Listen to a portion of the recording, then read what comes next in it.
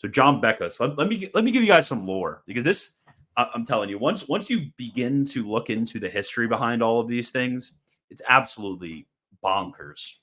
So basically what happened is there's the reunion council, which is Second Leon, because there's obviously the break with Photius that happens in the 9th century, and that schism is healed.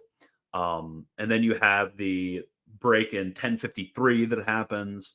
And then you have kind of a few hundred years of separation. So there had been some time of splitting between the churches. There have been a lot of treatises written on both sides in defense or attacking the Filioque. There's actually a famous treatise written by the Archbishop of Thessalonica, which eventually Gregory Palamas was the Archbishop of Thessalonica. So there was a famous one written actually defending the Filioque's doctrine and attacking it from a canonical point of view. All the Latins were defending the Filioque 100%. The Greeks, some of them defended it doctrinally, but not canonically. Some of them defended it doctrinally and canonically. Some of them attacked it. So in the East, it was a live question, actually. They don't want you to know this, but in the East, even after the schism, even after the time of Photius, for a very long time, there was this live question of the Filioque on the table.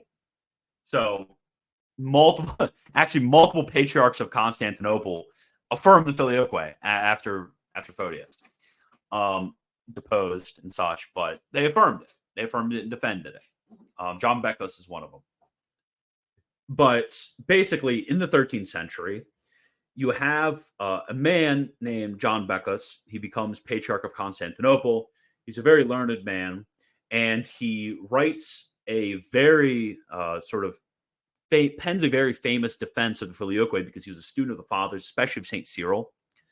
And there's a council called in 1274 that St. Thomas dies on the way of and St. Bonaventure dies at, called Second Leon. It's the most Western of the ecumenical councils, actually. And at Second Leon, they debate the Filioque. Beckus was sent and told, hey, you better not, sign agreement. So he goes there. He defends it, arguments, blah, blah, blah. Reunion gets promulgated, goes back, and they're like, hey, you were not supposed to agree with the Latins here. You were not supposed to do that.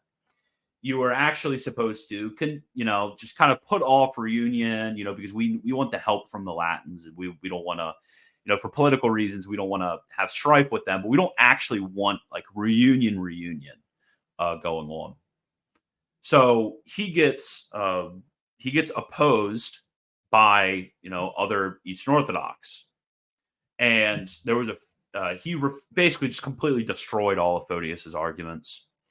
And they kind of had to do something. So there was a figure named Gregory of Cyprus. And Gregory of Cyprus was the one who invented the idea of a eternal manifestation. Before that point, you read Photius, you see no mention of eternal manifestation. You read all of those other treatises attacking the Filioque from the earlier medieval attacks from Greek authors. You never read a mention of eternal manifestation. You read all the Latin documents. You never see them attacking eternal manifestation. Eternal manifestation was completely made up in the 13th century. John Beckus, he's like, what is this eternal manifestation you keep mentioning? Nobody's ever heard of this. Like, why are you making this up? Other bishops at Blackernay, I think it's Blackernay. Other bishops at Blackernay were very confused and thought that some of them thought eternal manifestation was heretical. Some of them thought it was the same thing as the Latin position. Nobody had ever heard of this, but he made it up, pulled it out of thin air in order to attack John Beckus, because John Beckus so convincingly and so convincingly argued from the Fathers and from reason for the Filioque, because he had those interactions with the Latins, and he was supercharged through his interactions with the Latins, and went back and defended it. So yeah, once you get a little bit red pilled on the history behind the Filioque controversy, and where these defenses of energetic procession and stuff come from, it's insane. They literally pull this out of thin air, and they pointed to us and said, you guys are the innovators theologically. say, we're the ones who keep the faith of the apostles, the faith of the fathers. They made it up. They completely made it up. Because obviously the polemic that Photius had was all of these statements are talking about temporal procession.